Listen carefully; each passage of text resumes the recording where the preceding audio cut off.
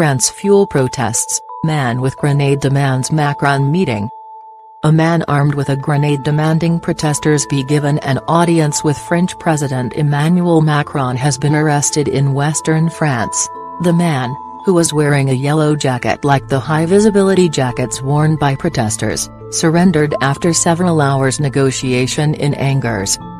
The incident comes as Paris readies itself for the arrival of tens of thousands of protesters taking part in a second weekend of demonstrations. They are protesting at fuel prices.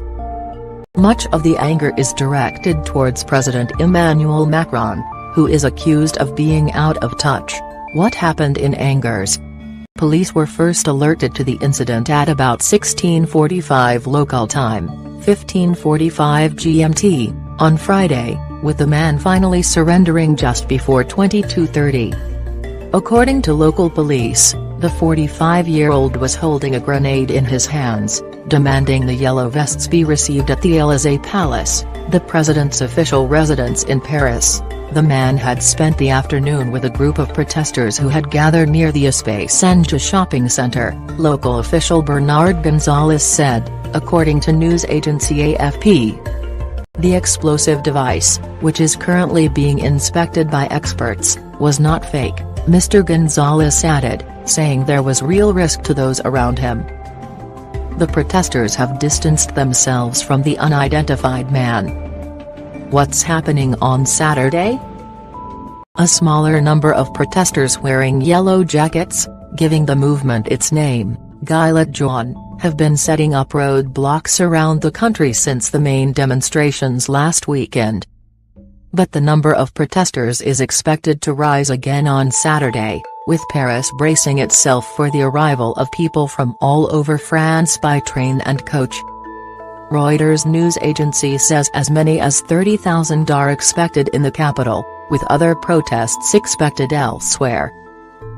About 3,000 police officers have been brought into work in Paris alone, dealing not just with the yellow jacket protest, but also another against sexual violence, as well as football and rugby matches.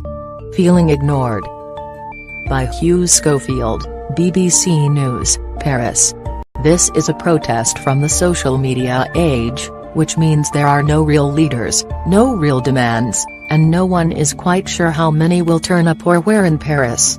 They've been offered rallying points by the Eiffel Tower and in two big squares in the east of Paris, but there are fears that without any focus, the protesters could break up into myriad small groups, much harder to manage especially if, as is far from impossible, troublemakers try to join their ranks. The protest may be amorphous, but the anger is real enough. Its heartland is what's become known here as the France of the periphery, that is, the thousands of small towns across the country where people depend heavily on cars to get to work and to shop, and feel their values are ignored by the sophisticated rule makers of the capital. Why are drivers on the warpath?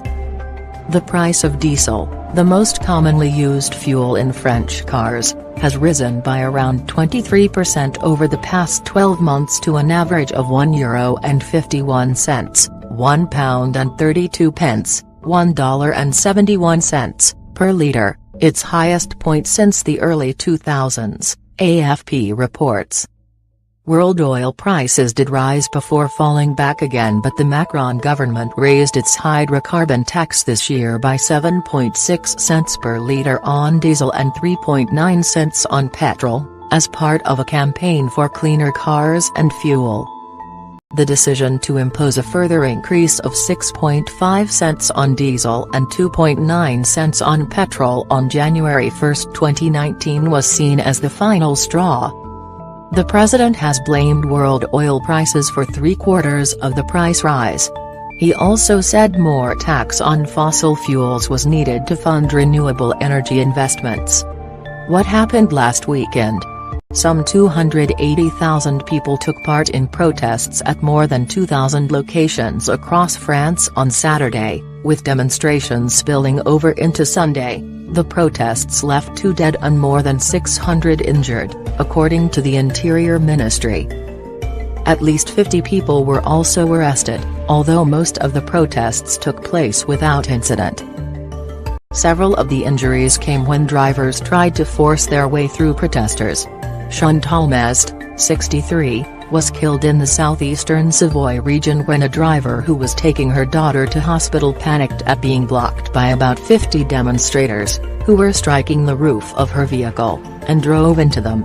The driver has been charged with manslaughter and released on bail, prosecutors said.